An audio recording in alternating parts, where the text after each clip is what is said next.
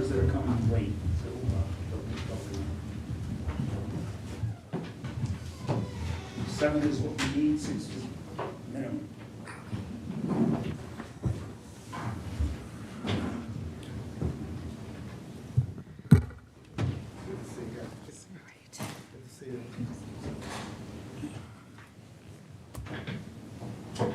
Good evening, Danvers. Welcome to the monthly meeting of the Human Rights and Inclusion Committee.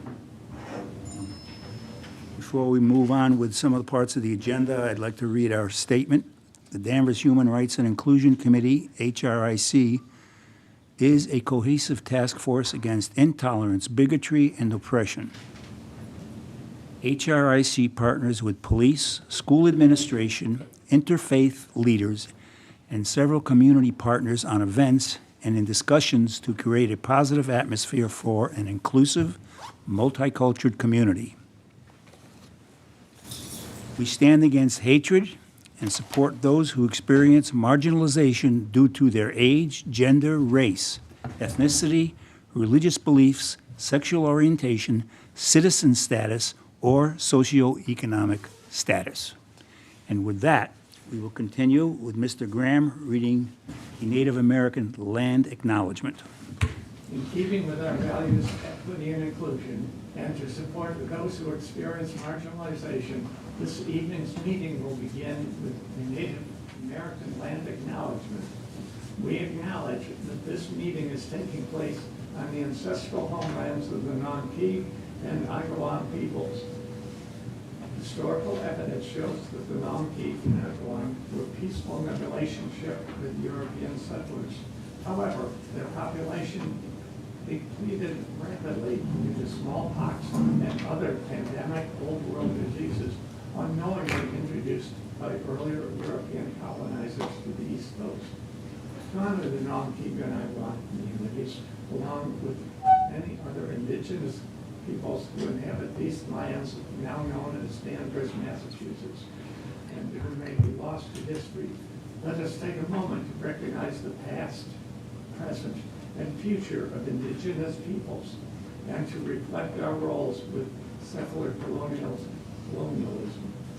We acknowledge these ancestral grounds we have collectively gathered upon and support the resilience and strength that indigenous people have shown worldwide. Thank you, Mr. Graham. Next item of business is approval of last month's minutes. Are there any questions about the minutes? I had 2 minor insertions, if you would bear with me. When we had the minutes, let's see, reference to Mr. Gamer, Bob Gamer, and Linda Leonard were the 2. I didn't know her name. Yes, all right. Just wanted to make sure everyone knew that when they spoke earlier about volunteerism at last month's meeting.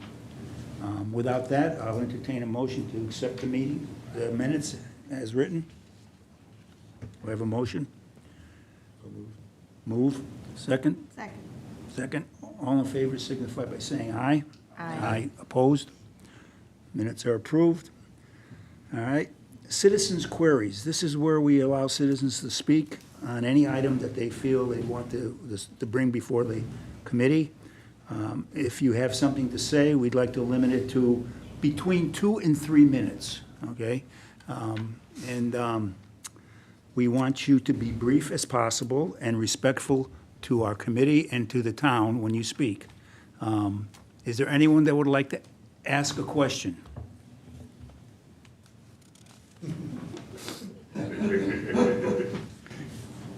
Introduce yourself, my friend.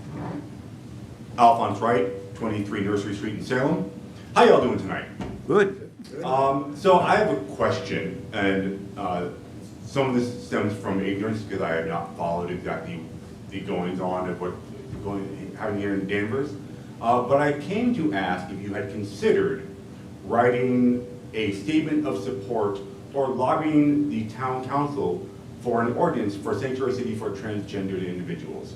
I don't think I need to tell you the amount of hate and pressure that community is currently under. It is something that we are looking into in Salem right now to go along with the previous sanctuary city ordinance we've written for the immigrant population. I'll dovetail that with, do you have one for the immigrant population? I know in the past, reluctance to do so has been based on the withdrawal of federal funds. And then there's the political heat. I'm not going to pretend I'm ignorant of those things. But with the current climate and funds being pulled anyway, what excuse do we have left? Thank you. Stay there, Alphonse. Okay. You might have a couple more minutes. I'm going to speak and then turn it over to some of our committee members. We're working on a broad statement. I will say that. And I certainly would encourage this committee, myself, because I know we've talked about this, the transgender community. So as we move forward, I believe we will have a good statement, not a thin statement, not a quarter of an inch thick and 10 miles wide, something concise and to the point. I know that Karen and Johan have been working on this, and we're trying to develop. I'm going to turn it over to Karen. Okay, Karen, why don't you? And we're not going to report on it. I think I had it in the agenda generally, but I'm going to table it because we're not where we want to be yet. Okay, go ahead. Sure. Thanks, Paul. So first I'll respond to what Paul is raising and then to what you are raising, Alphonse, because while they are related, they are not the same. So what Paul is referring to is Dr. Charles Desmond and myself have joined Paul as the chair and Shilpa and Johan in working on a response. And to a correction to what you had said, Paul, Shilpa and I are kind of working on the initial draft of it, and then our team will be fleshing it out. But we're in the process of writing a statement that would not only respond to the moment we're in as a nation and a state and as a town, but it would also set a vision for the community as a place for residents, employees, and visitors to really be able to fully thrive. And that is a statement that we'd be sharing initially through media and town communications, but also considering and talking about how it could serve as really a response piece, but also like for engagement, further engagement, conversation, and support to all residents, employees, and visitors within the town, and how it becomes really an evergreen document. So as a bit of a bridge to what you're suggesting, I will just name, and these were our police department liaison, Lieutenant Rob Sullivan, who is always faithfully there, is enjoying some well-earned time off, but he did share with us, and these relate more specifically. He shared out that a week from tonight, the Danvers High School Prism Group will be holding their event, Trans Day of Visibility, and that's going to be a week from tonight, 6 p.m. to 7:30 p.m., and it's going to be held at the North Shore Unitarian Universalist Church at 323 Locust Street. And it's their fourth annual event. Anyway, so the community, some of us may be able to go out and support that and take part. And then 2 days later, on the 29th, actually, you could probably even tell us more about this, given that it is in Fair Salem. But 1 to 5 p.m., the Transgender Day of Visibility Resource Fair and Social. Looks like another great event. So the sanctuary city questions, I honestly have not heard of it for transfer. It's great to hear that you're working on this in Salem. I like the concept of kind of borrowing from and learning from and building on the previous platforms of sanctuary cities for immigration. I don't believe that Danvers is. No, but the Boston City Council just passed a declaration on making Boston a sanctuary for transgender individuals. Okay. So once again, Alphonse, you and Salem may be at least leading us into conversations that we need to be having here in Danvers. And I will speak as a member of the committee. I appreciate that. And we can be learning from you. And it's something I think that we can certainly take into further conversation here.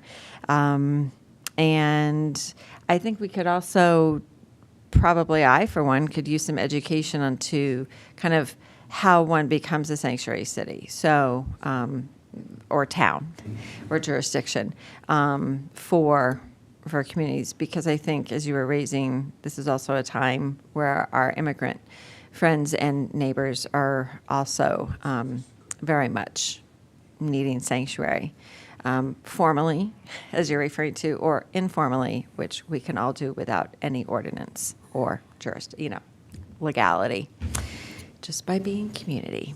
So that is what I would have to offer, Paul. Thank you. Mr. Desmond? Yeah, I was just going to say, just notwithstanding the fact that people are working on language that speaks to this issue, myself and the chairman recently had our meeting with the superintendent of schools about how is the public responding to the varying issues that present themselves in our educational environment. And we were just there for a very extensive meeting recently. And the issue is, we are in Danvers meeting the needs of all students.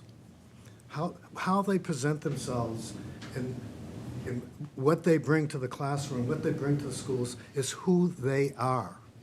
And constitutionally in Massachusetts and in law in Massachusetts, our mission is to meet students where they are and to provide the best education that we can.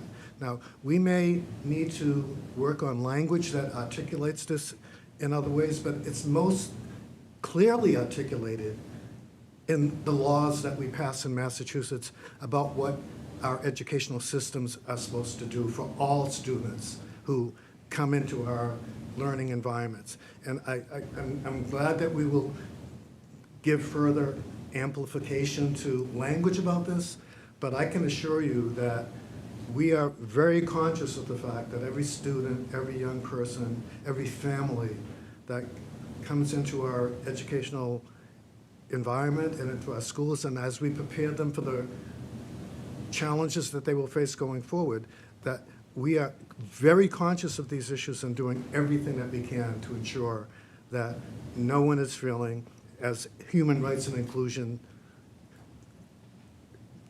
embodies, that every student has the right and the opportunity to become the full articulated person that they are. Anybody else? Yes. Alphonse, I think this is really pertinent to this time. As an immigrant with a child in the public school system here, I'm really feeling the weight of that. As an immigrant, I'm scared every day. I'm scared for me, I'm scared for my family, I'm scared for my community of immigrants, I'm scared for the queer community in this town. And I think these are the hard questions we need to be asking and talking about, and it's not something I think we can wait on. It's immediate. It's something we should have been talking about a long time ago, because I don't know what I will get from my community if something happens. I'm not sure of that. I'm not assured of it. So thank you for bringing that to our attention, and I think I see the urgency of it. And I don't think our kids in the schools are feeling safe. I know that it was important for our superintendent to make a statement in support of the kids because the staff was scared and the students were scared. And having a child in the middle school who's had 3 years of hell at the middle school, I know that it continues every day. Nothing is being done to keep him safe, make him feel safe, and want to go to school every day. And I'm sure there are other kids like him. And so as a family, we feel that weight, and I'm sure there are others too. So this is definitely pertinent and urgent for us to talk about and discuss and come up with something. So thank you. Thank you, Alphonse. Anyone else like to respond? Anyone from the audience have any other questions? Do you want to introduce? Again, this right here. Oh, I'm sorry, excuse me. Related to the conversation that Give just us your started. name, please. Oh, sorry. I'm Amy Velasquez. I live on Holton Street. Related to the conversation that was just started, I attended yesterday through my work a webinar, I'll call it, put out by the Brazelton Institute. It was part of their series of conversations. I can't remember the series is called, like listening to conversations, listening to learn, something along those lines. And it specifically spoke to the impact on children in particular of mass deportation. It was something that has been recorded and is available from Brazelton. It was an hour-long conversation. There were a lot of statistics presented. The speaker was Myra Alvarez, who has served in a variety of different capacities through different administrations and policy work nationally with the federal government through the Obama and Biden administrations, and then also is currently working at a nonprofit that is not tied to federal funding, so her voice is not stymied in the way that some others are. I'd highly recommend it, just because speaking to that fear, and what does fear do to families? What does fear do to adults and that culture of fear that is very permanent and very pervasive, and how that impacts the mental health of our youngest people, who, you know, we care for all families, but particularly looking at children and how they are impacted because of the things that they're seeing, right? Speaking and amplifying the voice of the 11-year-old that died by suicide because she was being bullied because of her immigration status, and looking at children's understanding of immigration and the confusion that surrounds that, and what that brings to them, the importance of centering parental mental health and supports for parents to be able to then in turn support and nurture children. And these are, you know, our leaders in the future. And there were some staggering statistics about the immigrant population in the United States. And I would highly recommend, you know, kind of looking to that if somebody's looking for more information and resources. Thank you. Could you say, what was the, what the reference point, where would we go? It's the Brazelton Institute that does the touch points training. They're currently housed out of Boston Children's Hospital. Okay, thank you very much. Any other? Thank you, Amy.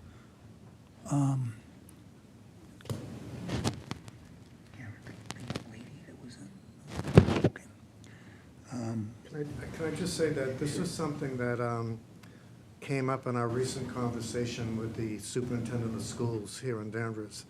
And to the best of my knowledge, and unfortunately our representative from the police force is not here tonight, I don't think that there have been any incidents in Danvers where people have been taken away or children separated from their families. But if you have an example of that, could you bring it to our attention? I'm not aware of that currently in town, but I am aware through the work that I do with children in the area that it is happening, that, you know, families, that ICE is everywhere. I mean, there were very prominent in Chelsea and Lynn over the past few days.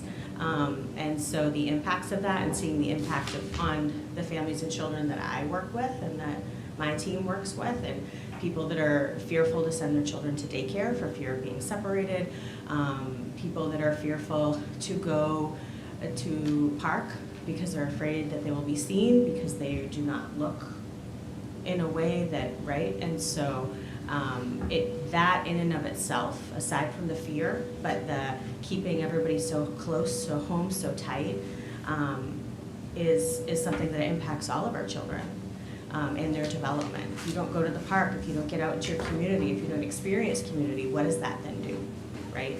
From our very young people. I work with children birth to 3, and being out and in community and play is how they learn and engage. And if you are in this one tiny little place, what does that do for you? What are the effects of that? So it's around us. No, If I can, Mr. Oh, Chairman. please if you don't continue. mind. No, I just want to say that it's heartbreaking to hear what you're saying and the implications of this for families in the Commonwealth. I operate programs in Chelsea, La Collaborativa, I'm sure you're familiar with that program. I operate programs in Lynn. Lynn has one of the largest market baskets stores on the North Shore. People are afraid to shop for food for their children because they're afraid that if they go shopping and they are detained there, they're not going to be able to go home for their children. So absolutely, positively, these issues that you're raising are deeply concerning, but very much concerning. And I bring it up, and I mention this in the context of the Danvers Public Schools, is that they have protocols to deal with this so that those types of traumatic, disruptive things hopefully can be mitigated in Danvers. But the broader context of which you were speaking, I think certainly this committee and many, many people in Danvers are as concerned as you are about this. And we all have work to do, and it's going to take some time to get this all worked out, but that doesn't, in the short term, have any bearing on how traumatic this is for families, communities, children. It's very disheartening to hear it, and thank you very much for bringing this to our attention and making us all recognize this is going on today, every day. And It's definitely, you know, like you're saying, it's a very traumatic experience, right? And you're talking about families as well that, you know, have mixed statuses, right? And so even looking at, there was one of the statistics that she had shared that talked about children in the United States that have immigrant families. It was like children under age 6, it was like 94% of them are US citizens.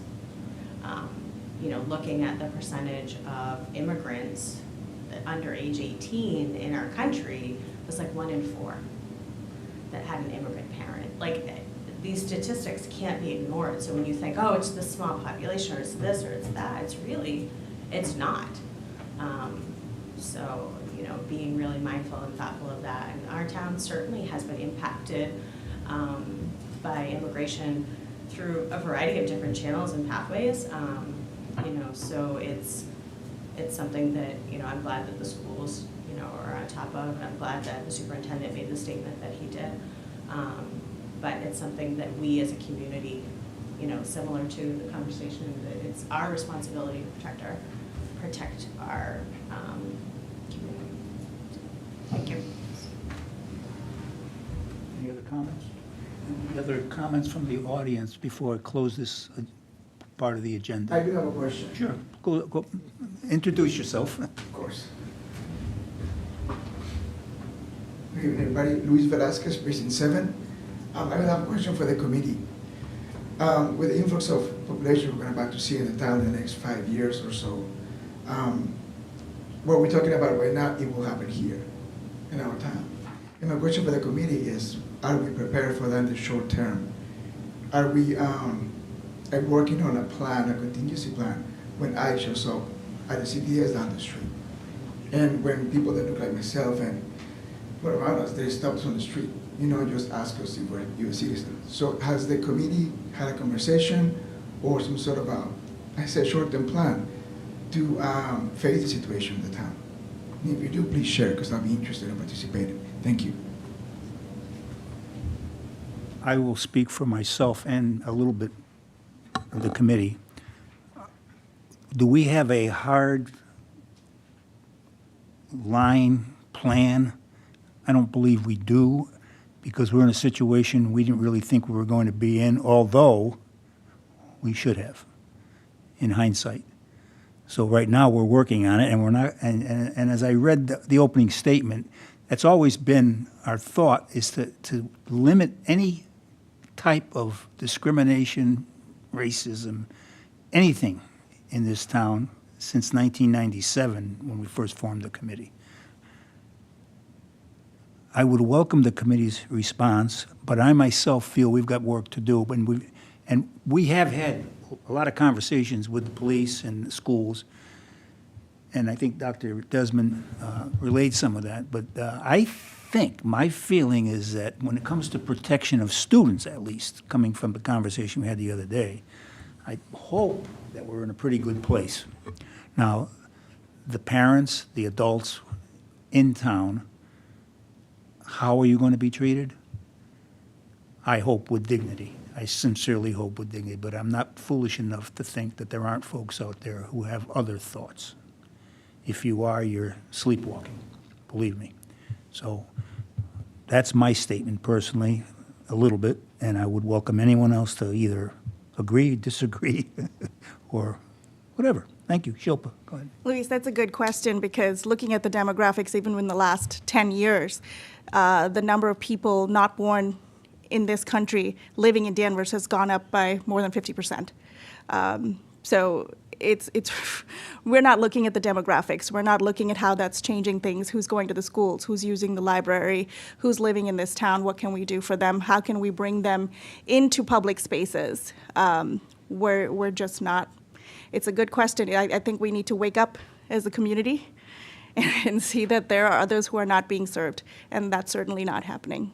So yes, good question. Thank you for asking it. Anyone else? Well, I'll just, I'm sorry for doing so much talking here tonight. We're covering a lot of Put me on another here. part of the agenda, but that's okay. This is going to come up in other discussions that's going to come later. It's fine. But it is true that Danvers today has about 14% Latin ethnic rooted population, about just over 3% African-American diaspora rooted population, and an additional Asian population and related cultural ties. So 1 in 5 students in the population growing up right now, not the adult population who are demographically quite different than the population who are 10 or 15 years behind. The change is in the pipeline already. So we have a term that we use in higher ed, they say demography is destiny. So we see what is happening in Danvers, and we recognize what's happening in Danvers, and what our work is, what we've been asked to do on behalf of Danvers is to look at all this data and look at what the demographic trends look like, and to forecast what we need to do and what we need to say and what we should be talking about with regards to how this population kind of reflects what America is going to look like, how the country is changing, what the challenges and possibilities and opportunities that exist for us. So while we sometimes frame this in the context of a negative, but there's unimaginable positives for what we're seeing in Danvers and what's happening in parts of the country right now. And we can be leaders in this space. And I'm hoping that through dialogue and discussion, and I haven't met you before, but you wouldn't be speaking if you didn't have something to say about this. But we need to hear ideas and suggestions for how we can lead in these spaces and understand what's happening geopolitically, why people are coming to this country in the first place, and what we can learn from that, and how we, the richest nation on earth, the most powerful nation on earth, can do something about addressing some of those concerns. That's the opportunity that we have. That's correct. Absolutely correct. Thank you. Karen?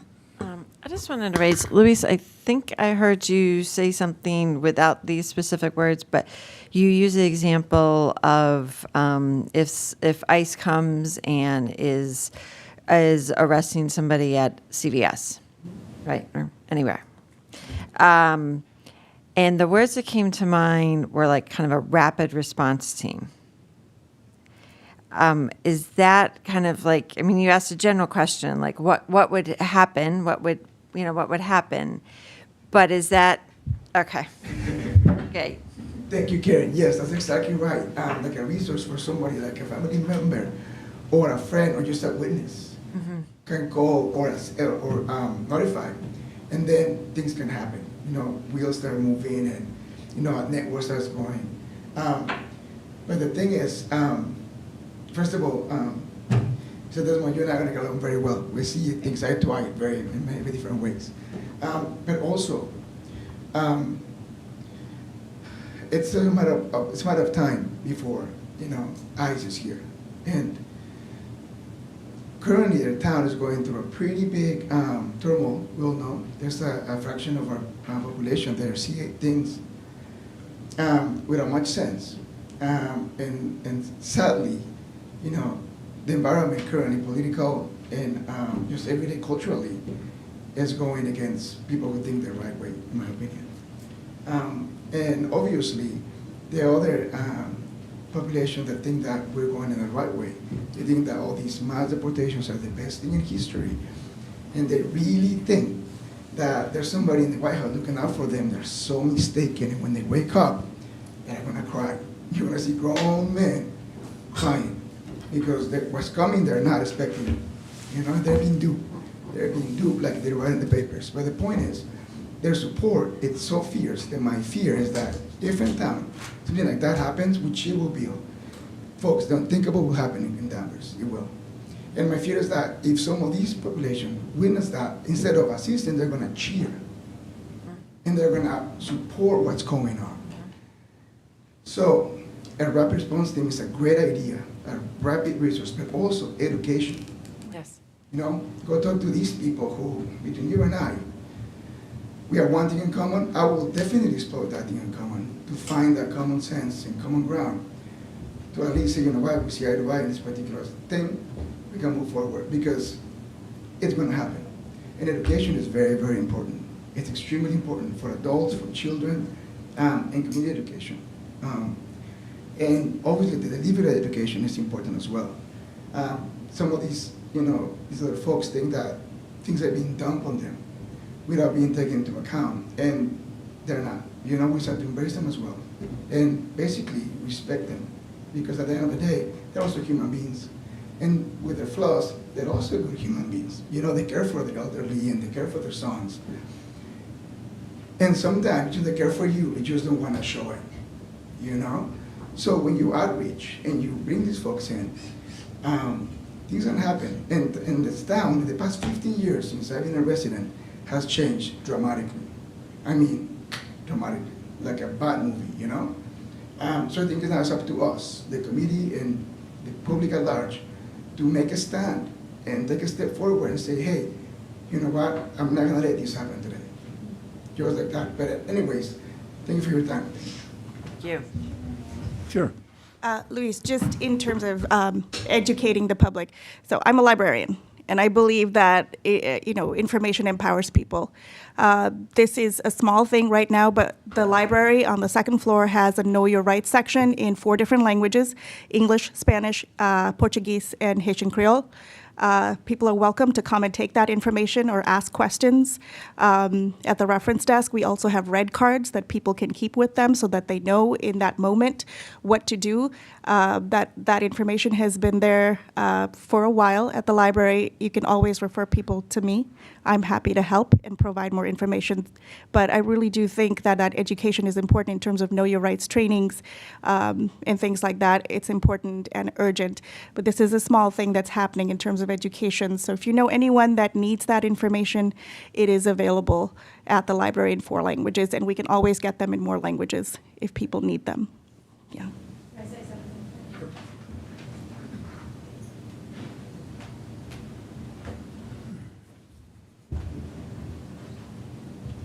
Hello, my name is Luisita Pumphrey.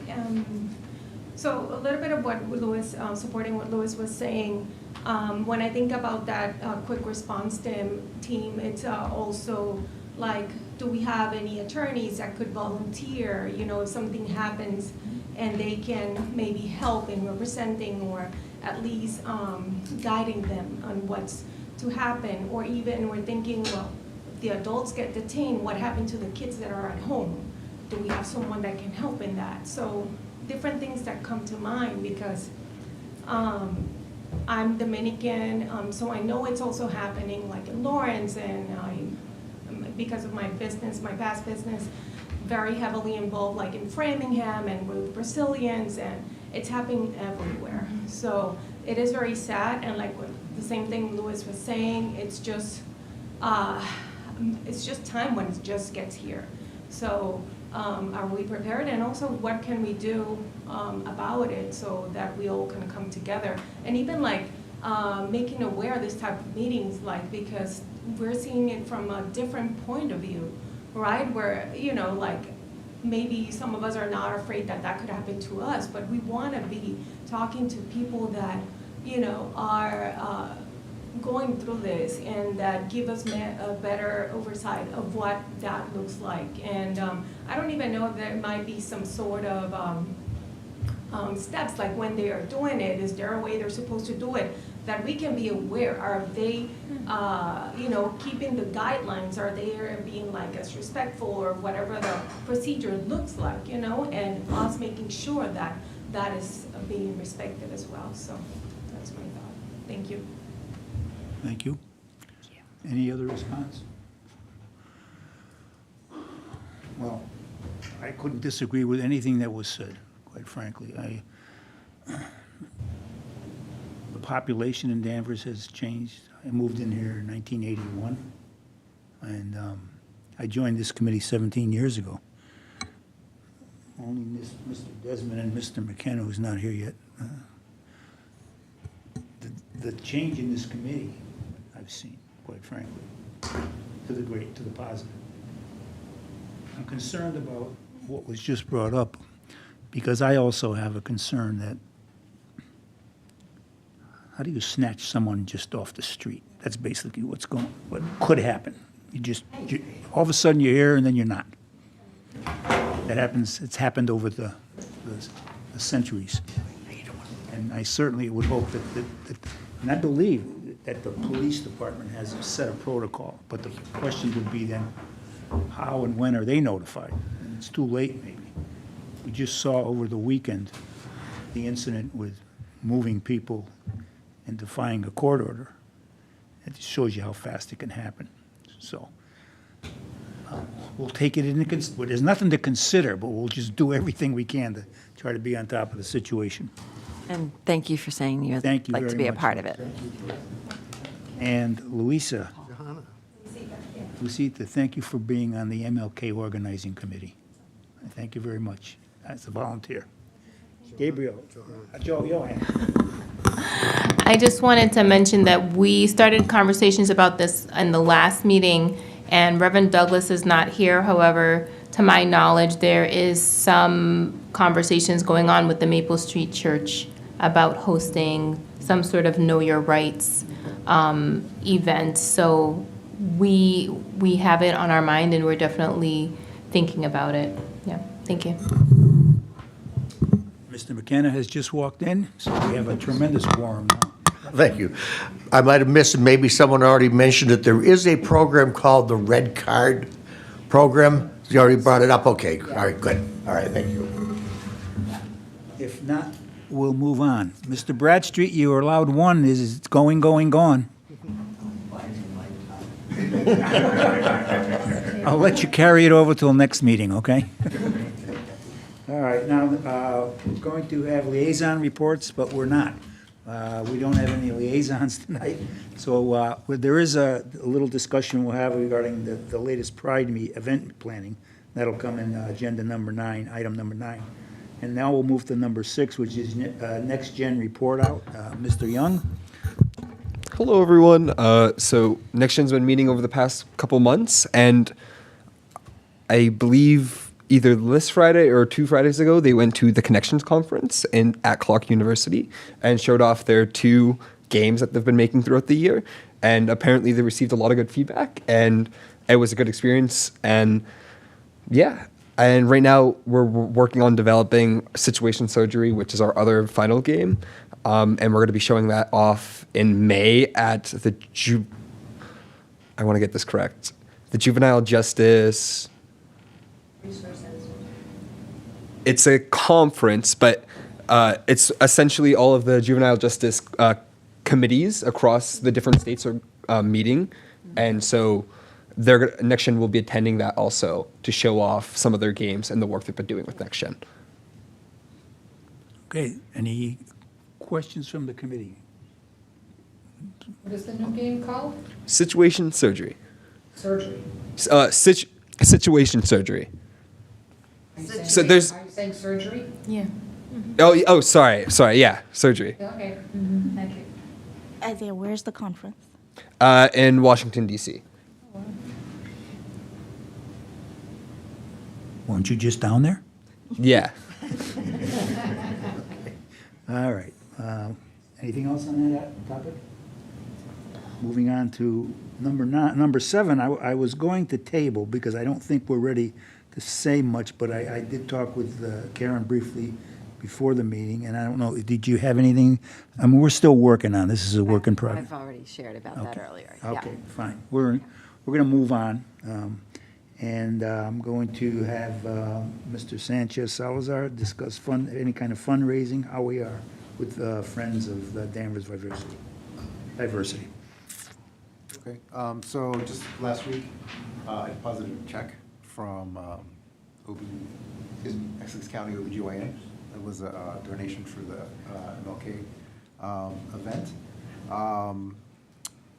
I do have some ideas for getting up some foundations for some funds.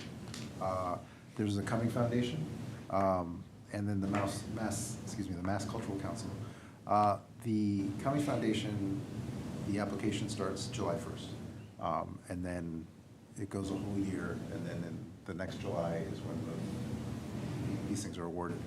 From what I was reading on their website, it seems rather complicated. I'm sure the people a lot of these applicants are full-time grant writers, probably.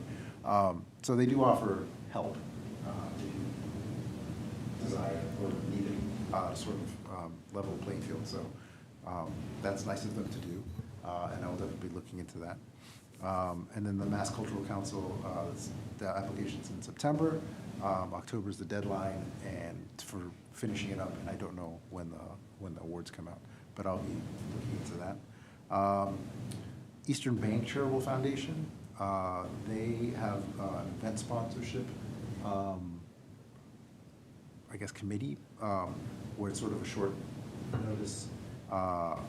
You can apply for funds to fund your event, and they need 60-day minimum lead time. So I was wondering if maybe for either Pride or Celebración, definitely MLK, we do, as they're coming up, we ask for the funds or file an application for a grant and see what happens. The only one I mentioned to you, I'll get the information to you, is the North Shore Bank. North Shore Bank. No, they have a system too where you can, but it's an online, I think you apply online. So we'll put them down too, and I think between the two of us, we can follow up and submit. Okay. And then about Venmo, being able, apparently you can link your nonprofit to a Venmo account. It has to be someone's personal Venmo account. So I don't know who's going to take the bullet on that one. Not me. Probably me. But you can link it, and then it just goes right to the Friends account Yeah. if anyone was kind enough to donate that way. What's the feeling of the committee on that? I mean, I've heard nothing but positive things as far as Venmo. Venmo, is that how you pronounce it? I don't think, I'm under another situation with another chair who is a little bit more familiar with all this technology. I would be interested in taking the lead on it, but I don't think I'd be helping anybody. We might get into trouble. I don't know how, but I just don't want to, excuse me for being this way, but is there anyone that would be willing, think about it, but I'd like to see this happen if we could do it, if it, I think we talked about it at other events at some point, correct? Yeah, I'm gonna try to make it happen. Yeah. Yeah, I just have to, Well, as treasurer, would you be willing to Yeah. get it going? Super. I mean, it seems straightforward. Yeah. Excellent. You never know. Hey, keep me abreast and the rest of us. I think I'll have to go talk to, is it Rick over at, North Carolina? No, it's Chuck Chuck. McGrath. Chuck McGrath. I have to talk to him about, Right. whether it's possible, getting Right. the And then they Account and information. have it deposited in and. yeah, it that's- just, it goes right in, you can't take it Yeah. out. Good. Right. Did I see a hand raise? What was the name of the place that you got the check from, Essex County? Essex OBGYN. County OBGYN. OBGYN. And that was They're taking new that was for patients. MLK? Pardon? That was for MLK. Right.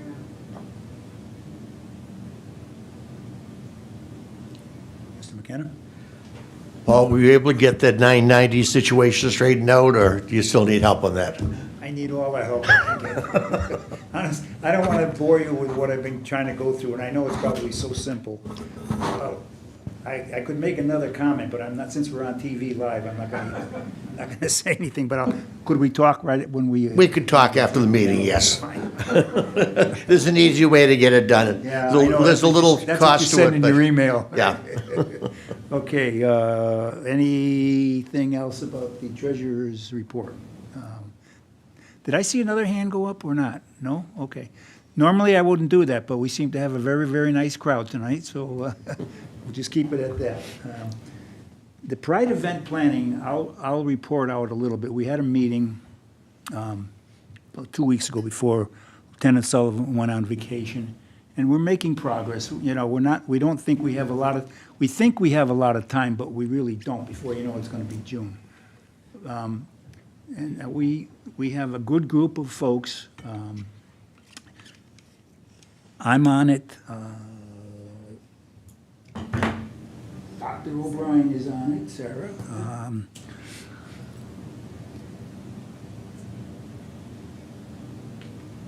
Reverend Douglas. I need help. Reverend Douglas and Lieutenant Sullivan are really heading it up. So they're really strong, moving forward. Shilpa is helping us too with catching up on what happened over the last couple of years.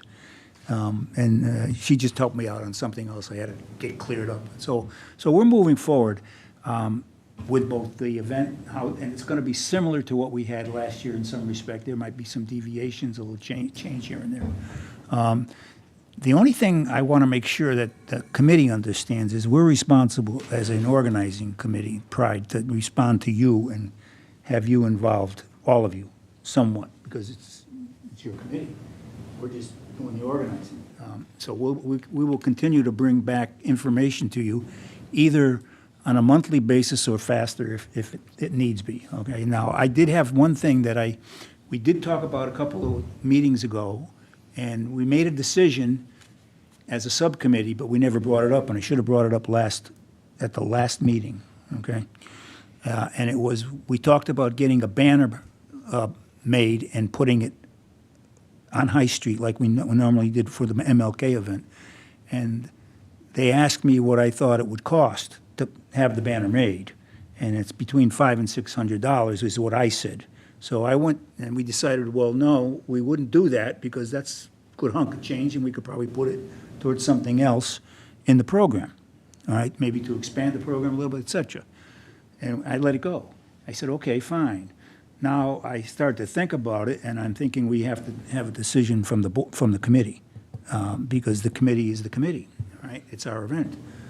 So I did go down to the place where we've had banners made for us, and they're right on the spot, $500 to $600, just to get it.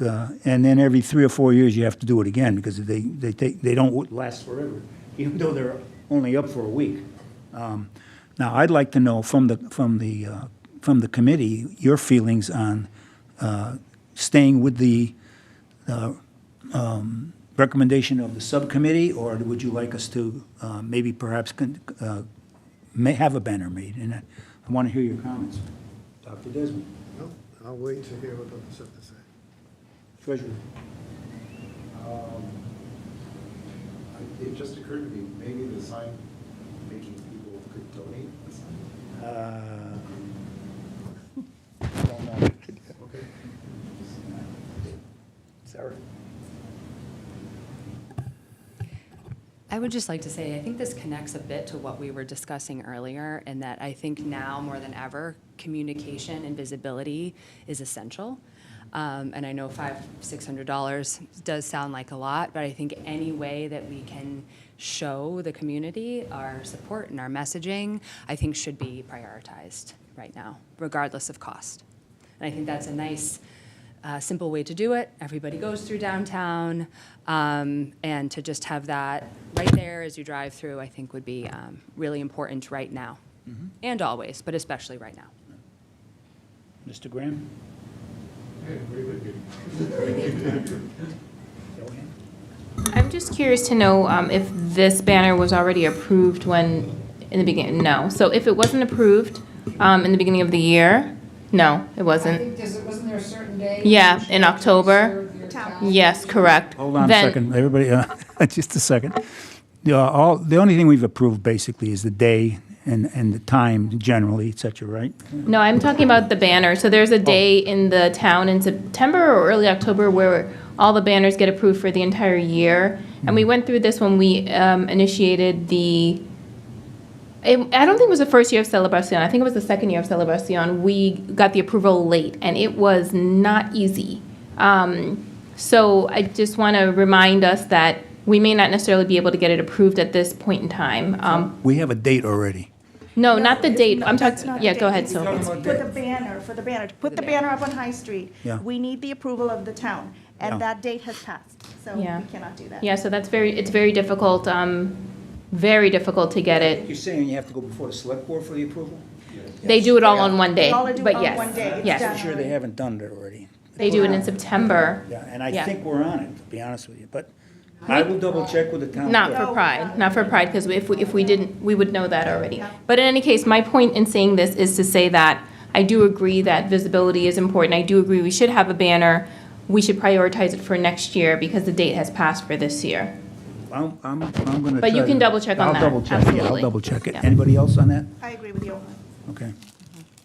Okay, that's item number one for me, okay, double check. All right. Any other, let's put,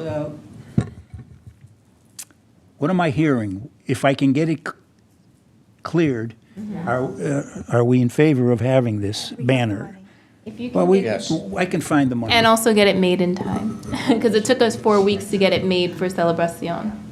No, we're gonna get it made. Yeah. It's a quick turnover. I Okay, have good. pretty good understanding with them. I'd like to hear from, if there's any dissent, just, we don't have to really vote on it now, but it sounds to me like we have a majority that Yeah, want to do yeah. it, so. I'll double check tomorrow. Frank, I'm coming in at town hall tomorrow. I'll double check on it and I'll check with the town clerk, okay? Moving on, okay? That was the only thing I really wanted to bring up regarding Pride right now. If anybody else has any questions, I might be able to answer them, but I prefer Rob and Pastor Douglas be here too. Paul, given that we are being broadcast and we have folks with us in the room tonight, could you just remind us of the date of the event? Okay. I Well, think actually, I there are wanna say two June- events. Is it Saturday, June events. 5th? June 7th. June June 7th? 7th? Yeah, and it was, roughly the timing would be, 12 to 3, yeah. 12 Okay. to 3:30. Right. 12 would be the. Well, flag we raising. put down 12 as a starting time, and then we moved to the library, et cetera, and usually around 2:30, people start to go home. Okay? And the flag raising at the police department? That is on the Thursday before, and I Okay. think that is at 3:30. That sounds right. So Yeah. June 5th for the flag raising. Yeah, and that would be, they'll have games, it'll be a little lower key than ours, but they'll have pizza, food, so if you want to have dinner there, you're welcome. I think that the event at the police station will be very positive, it was last year too. It was great. Yep. All right, anything else on Pride? Education Committee Scholarship slash. Well, Mr. Desmond and I met this past, I think it was yesterday, right? We met yesterday for a while with Superintendent Bauer and Assistant Superintendent Wormers. We had a very, very good conversation, a long conversation. A lot of things came up. We didn't really have a set agenda, but we had some things in mind that we wanted to discuss. I'm going to defer to Dr. Desmond now to catch us up. I do have some things I probably will mention if he doesn't cover them, but please, Dr. Desmond. Yeah, I think we had an absolutely wonderful conversation yesterday about how the school system and the systemic response to high-quality education for all students in Danvers. And what both myself and the chair tried to emphasize is that while we are very concerned about subpopulation groups in Danvers who might have issues that arise, and that our primary responsibility is to be aware of those disruptions when they arise and take appropriate actions and interventions to ensure that we address those issues and to try to determine what the basis of those concerns are. But overarching those issues, equally significant, in some instances more significant, is the quality of education for all students in the Danvers Public Schools. And what we're concerned about and what we're committed to ensuring that one of the most important human rights that we can endow our students with is an education that equips them both to be fully engaged and equipped with the skills and competencies and habits of mind that allow them to be active participants in our democracy and active participants in the issues and concerns that are facing the Commonwealth, Danvers, and the rest of the world. So we are concerned that in Danvers we have high-quality education for all students, and this came through very clearly with the superintendent about steps that he's taken to ensure that we have high-quality education in Danvers Public Schools. And both myself and the chairman sort of drilled down on this. I mean, it was very impressive to hear the superintendent's background, his experience, and his commitment to these issues. I'm sorry that Eric Crane is not here tonight, and I think that's another conversation that we'll have with Eric, who's representing the school committee on these issues. There's some investments that we have to make in Danvers right now in our education system. And I think that anyone who will take the time, students. So we need to address learning loss and equity and literacy. We need to strengthen early intervention and support systems. We need to enhance special educational leadership and accountability. We have to ensure consistent and aligned continuum of services for all students in the Danvers Public Schools. And we have to maximize resources through strategic staffing and decisions. So some of that happens in classrooms, some of it happens in the larger infrastructure of the system. And so that the systems and structures we need to look at, and I think the superintendent, the school committee, and others are looking at. We're going to be looking at that as well and asking questions about it. And we're looking at, what's the other thing? District policy and procedures. Are we using the resources that we have to maximize learning outcomes for all students in the system? We feel very strongly that this community, Danvers, has the resources, the personnel, the people, and the motivation to have one of the top education systems in the Commonwealth. We feel that that's one of the things that we should be all working collaboratively on, independent of any other factor. I don't think there's anyone who's from any ethnic group or any other sector who doesn't want the best education for their children. If we all work together, we can deliver on this. And so that's part of what we're going to be talking about as we go forward. That's what the superintendent talked about yesterday. We talked about Next Gen and the important work that students can contribute to this. We talked about after-school programs for middle school students in Danvers. What are the things that we can do to give students more options, opportunities, ways to engage? To the public that's out there, if you can play music and you know how to teach music, if you are an artist and you know how to talk about art and teach art, if you are somebody who's been involved in sports, if you're an entrepreneur and a business person, if you're someone who just is socially engaged and is engaged in world politics and what have you, get involved and help us share what you know with these young people who are desperately crying for the opportunity to understand how they can be better equipped to deal with the challenges that they're facing and that they see before them. They need skills, they need training, they need support, they need mentors. We are the mentors. We are the mentors. We are the ones who are preparing these kids for the deep into the 21st century. We are not going to be there. They're the only messengers that we are sending forward. We have to equip them for the challenges that are ahead. So I'm sorry for getting excited here, but I do get excited about these things. This community has an abundance and an embarrassment of riches.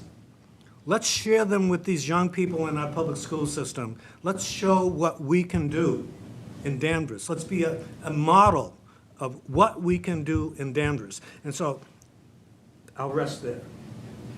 Wow, that was great. Great. I can follow up on a few other things that were discussed, but Dr. Desmond did mention, for instance, the middle school. And he and I are going to meet with the principal, and we're going to, and whoever else they want to bring in, we're going to go over and have a discussion about what we think, how we can help. The whole idea of us meeting, and we meet sort of on a quarterly basis to some extent, is to catch up, make sure we're on the same page, et cetera. We've been doing that for years, but we're doing it, I think, better now. Can I just make one Sure, footnote? go ahead. I'm sorry. Please. Paul, I wanted to say that the superintendent is an unbelievable coach and an unbelievable athlete. Paul is an unbelievable coach. And a lousy athlete. And maybe not such a great athlete, but the things that I watch him do in the way that he approaches what we're trying to do in this committee is just inspiring for me, because it takes the ability to, what coaches see is the greatness in others. They see the greatness in others and they help bring that greatness out.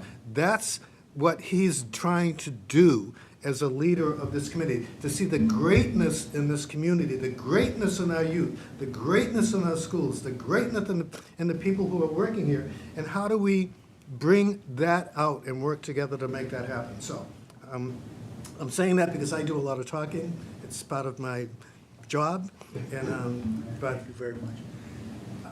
Let me say this. I used to have a little philosophy about coaching, talking to the youngsters and adults. When you think you're good, you're finished.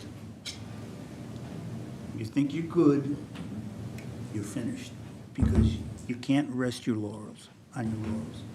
You always have to have a goal that has to be a little bit better, and I think this committee really does. I mean, we really want to make this town a better place for everyone to live in, and I'll just leave it at that. Now, a couple of other things, I did want to mention that we talked at length with the superintendent, all right? And he explained to us, and I think Charles could interrupt me anytime to make sure I didn't miss anything, but to this day, ICE has not taken any child. They're not allowed by state law to walk into a school and remove the child, period, end of discussion. The only way a child will be dismissed from school is with the parent's permission. Am I right in that? you're right. Now, they've talked to their lawyers, this is the school department, all right? They've talked to the school committee, I believe they have issued some statements to that fact. They've talked to the district attorney, they've had a conference with the Essex County District Attorney. They've talked to the police, and they've talked to their staff, including the teachers. So, yes, there's a concern, but to this date, they haven't had an incident. And I don't know, and Alphonse maybe could help me, but Salem, is that a similar situation there with no kids actually being physically moved? To my knowledge, however, it is a matter of time. Okay. But that's where we are right now, all right? That was the one thing that I was pleased to hear, but they're on their toes as best they can possibly be. Louis, this is something you were talking about, when you mentioned the CVS, but those are adults. These children, we feel, at least I'm gonna knock on wood, all right, that they're protected once they get into that building. I feel confident, at least now. I hope nothing ever happens to that. Let's move on, okay? Can I ask a quick question? Sure, go ahead. I'm just wondering if the superintendent was able to report at all on that fear that's associated with students in school, although they may perceive themselves as safe. There's the fear and worry of their parents when they are at school. And I'm wondering if that had been discussed in your meeting at all. It had, yeah, we talked a little bit about it. And it was, I think we talked about other towns too, similar that were brought up. But there is concern, there's no question about it. There's concern from the parents. So we're trying to be on top of it. That was one thing that really stood out.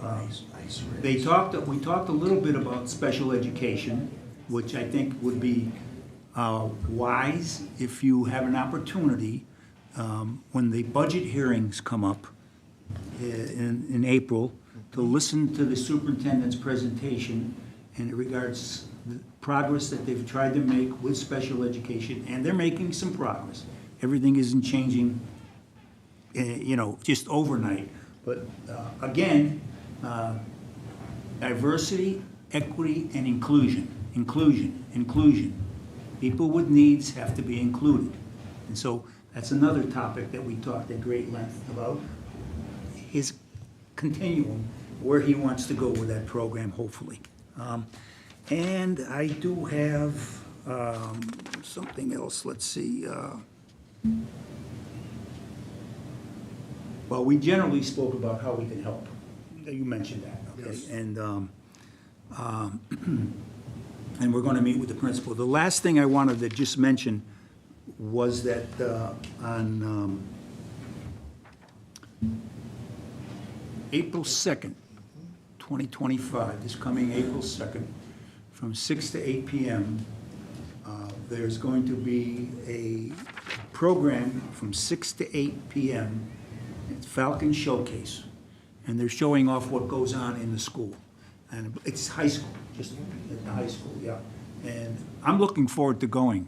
So they're going to have a little bit of everything: engaging teacher preparation, student work on display, live performances, music, drama, artistic showcases, clubs and activities, and et cetera. So it looks like it's going to be a very healthy program.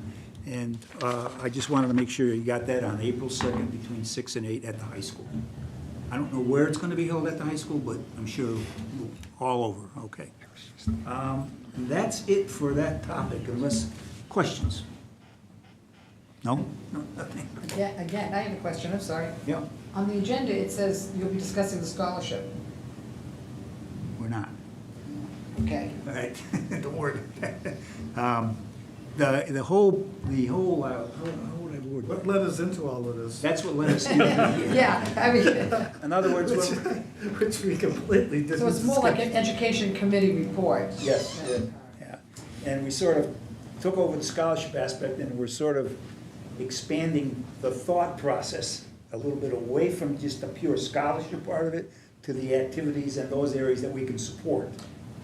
Yeah, you've discussed in the meetings here about whether it should be some things supporting work year-round or just Yes. Would be, something yeah, that, yeah. so A you're broader still- and more integrated engagement and involvement with the schools, beyond just simply giving 1 or 2 scholarships to 1 or 2 students and then feeling like our job has been done.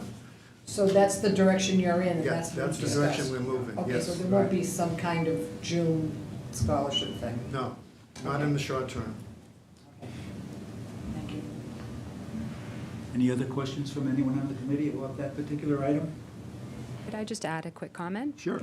I am lucky enough to be part of the Superintendent's Advisory Council as well as the Middle School Council, both of which are run in open meetings. And just to echo the sentiment here, I think it's a call to community members to be involved and to hear what's happening and to make your voice heard when you have the opportunity to attend those meetings. It's absolutely eye-opening to see and hear all the tremendous work that the schools are doing doing. I think we're in a really unique place in Danvers right now. We have some extraordinary new administrators leading the charge in our schools, but they can't do it themselves. There is no way on this great green earth that the administrators running the education system in Danvers can do it alone. It takes a community. It takes community voices coming to the table.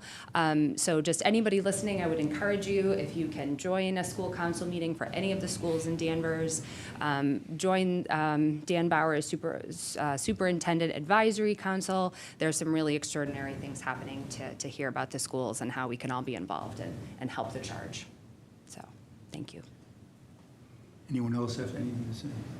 I was just going to say, Dr. Charlie, I agree with some of what you're saying with regard to the after-school programs, especially for the middle school, helping to keep the kids engaged and busy. But I will say, my oldest son attends a non-public school in Danvers that has almost 90% of its students in after school, but there's no additional charge. So whatever you sign up for, it's encompassed into what you've already paid. That is a big attractive thing for parents. So if we did have it in the budget, or you said if the volunteers are coming and students can sign up without cost, because I do think the cost is what could be a deterrent for some families. So that's something, to bring to the school committee. Yeah. Well, that's an interesting, yes, thank you for that piece. Let me look at the agenda now. Native American. Did you have a comment? I'm sorry. Yeah. Sure. Sorry, it's interrupting everybody. I had some information to speak to what you just spoke to and what Sarah was speaking to as well. I've had the opportunity to participate in a focus group with the superintendent, the principal at the middle school, as well as a variety of community partners, including Danvers Rec, the YMCA. So there's a lot of the library, there's a lot of voices at the table to really look at the opportunities that we have to create community and engagement for our middle school learners, after school in particular, and that is one of our hurdles, is cost and engagement and how to create and bring this forth. But there's a lot of creativity happening at the table as well, because access is a true issue. And everyone at the table is very well aware of that. But good things are happening and to come. Thank you.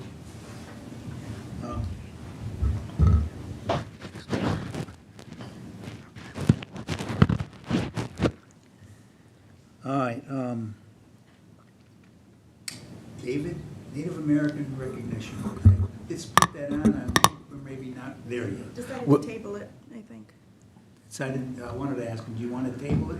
Let's table. I'm going to reach out again to the Native American Awareness Council, and I'd like to get some input from them before we start trying to tell their story for them. No, I totally agree. Yeah. I think I'll wait for you to just get me, and the next time we put it on an agenda, it won't be until we feel we have some Okay. information to. Thank you.